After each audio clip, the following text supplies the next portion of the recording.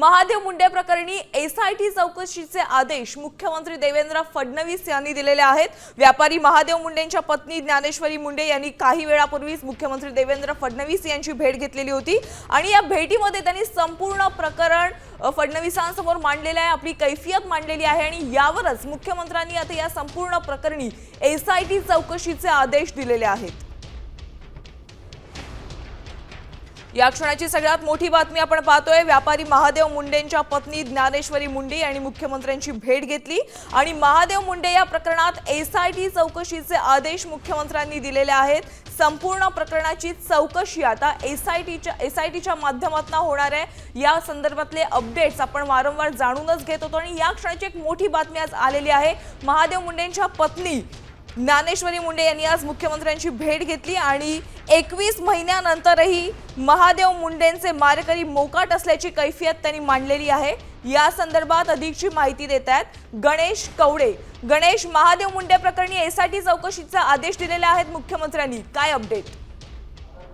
नक्कीच महादेव मुंडे यांची पत्नी आज स्वतः मुख्यमंत्री देवेंद्र फडणवीस यांची भेट घेतली आणि या भेटीमध्ये त्यांनी एसआयटीची मागणी खरं तर केली होती आणि त्यानंतर तात्काळ मुख्यमंत्र्यांनी या सगळ्या संदर्भामध्ये पंकज कुमावत यांच्या अध्यक्षतेखाली खरं तर ही एसआयटीची समिती आहे ती गठीत करण्यात आलेली आहे आणि यामध्ये संतोष साबळे जे जालन्याचे सीआय आहेत आणि सचपाल या सगळ्यांचा समावेश करून ही एक तात्काळ एसआयटी स्थापन केलेली आहे आणि या एसआयटीच्या माध्यमातून आता महादेव मुंडे प्रकरणामध्ये आता तपास आहे तो केला जाणार आहे, कारण की गेल्या काही दिवसापासून महादेव मुंडे यांचा तपास योग्य रीतीने होत नाही अशा पद्धतीची तक्रार येत होती आणि त्यानंतरून त्यांच्या पत्नीने देखील आंदोलन केलेलं पाहायला मिळत होतं आणि आज मुख्यमंत्र्यांच्या भेटीनंतरून ही एसआयटी स्थापन केलेली पाहायला मिळते।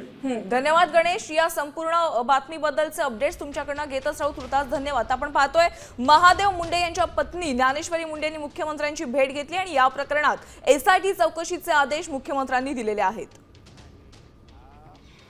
मला असं काही वाटत नाही, त्यांचा तो आटोकाट प्रयत्न चालू असेल, परंतु यांना घेतलं तर सरकारच्या वरती सुद्धा काही प्रश्न त्या ठिकाणी निर्माण होणार आहेत।